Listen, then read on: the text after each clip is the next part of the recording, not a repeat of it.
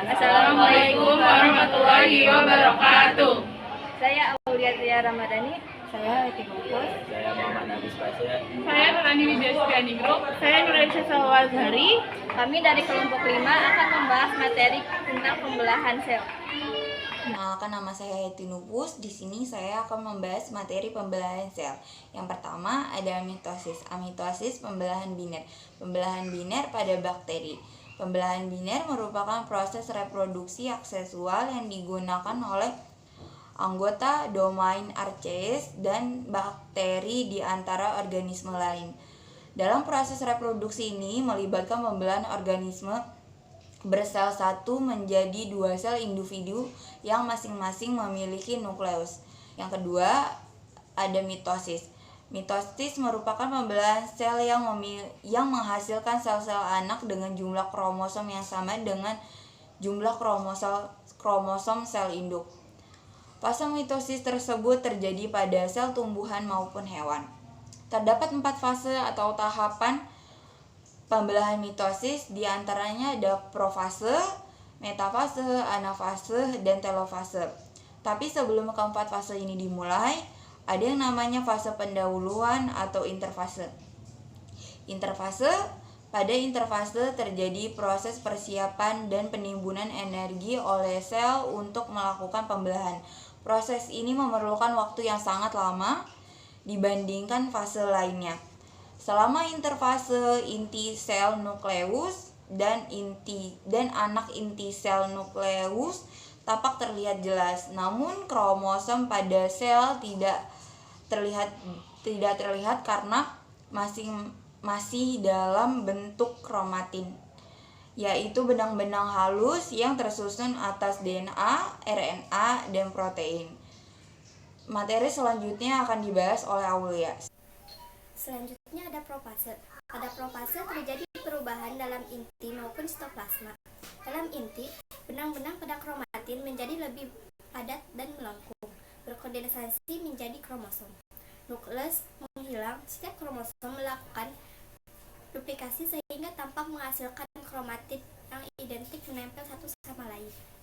Pada setiap kromatid, ada bagian yang menyempit dan kurang menyerap zat warna, disebut sentromer. Dalam sitoplasma, benang gelendong yang terdiri atas mikrotubula mulai terbentuk. Nah, ada pula ini contoh gambar profase. Selanjutnya, metafase.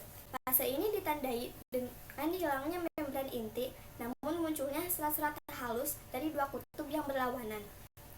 Serat-serat tersebut akan menempel pada sentromer dan menarik kromosom ke arah 2 kutub yang berlawanan. Daya tarik yang seimbang menyebabkan kromosom akan terletak di tengah sel, yaitu pada suatu bidang imajinasi yang dinamakan dengan ekuator. Nah, ini contoh gambar metafase. Selanjutnya ada anafase. Pasangan sentromer dari setiap kromosom berpisah dan diakhiri dengan terbebasnya pasangan kromatid bersaudara satu sama lain. Masing-masing kromatid bersaudara akan menjadi kromosom baru yang bebas dan secara perlahan akan bergerak ke arah kutub yang berlawanan dari sel. Bersamaan dengan itu, mikrotubula kinetokor memendek.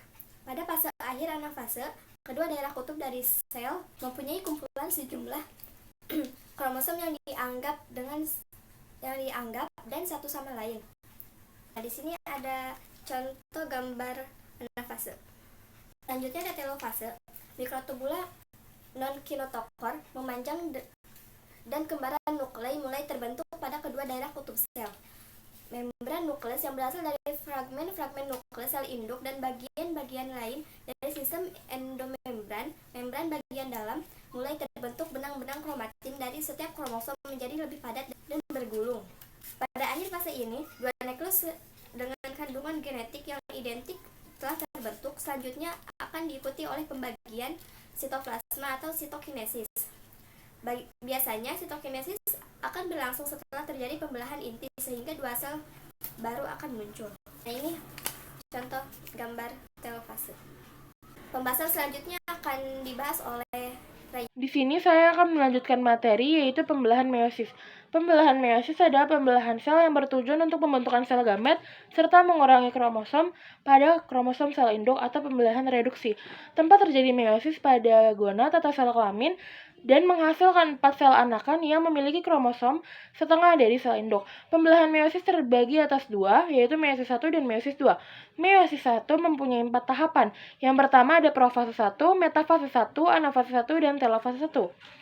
Yang kemudian profase 1 terbagi menjadi 5. Yang pertama leptoten, zigoten, pakiten, diploten, serta diakinesis. Pada leptoten, kromosom menjadi lebih padat dan lebih pendek. Pada zigoten, kromosom homolog berpasangan dan setiap kromosom memiliki 2 kromatid yang berpasangan atau sinapsis. Pada pakiten, terjadi penggandaan kromatid yang menjadi tetrad serta membentuk daerah pindah silang kromosom. Yang keempat ada diploten. Pada diploten ini, sentrosol akan bergerak satu sama lain serta membentuk gelondong mikrotubula. Yang kelima ada diakinesis. Pada diakinesis ini, inti sel dan nukleus akan menghilang serta pasangan kromosom akan bersiap untuk proses selanjutnya. Tahapan meiosis 1 yang kedua ada metafase 1. Pada tahapan metafase 1, pasangan kromosom homolog akan menempatkan diri pada ekuator dan mikrotubula kinetokor akan berikatan dengan pasangan kromosom homolognya. Yang ketiga ada anafase 1. Pada tahap anafase 1, pasangan kromosom homolog akan berpisah dan bergerak ke sel kutub yang berlawanan. Akibatnya terjadi pengurangan atau reduksi pada jumlah kromosom. Yang terakhir ada telofase 1. Pada tahap telofase 1 ini, masing-masing sel kutub memiliki 1 kromosom yang haploid, di mana 1 kromosom memiliki 2 kromatid yang kembar dan menghasilkan 2 sel anakan.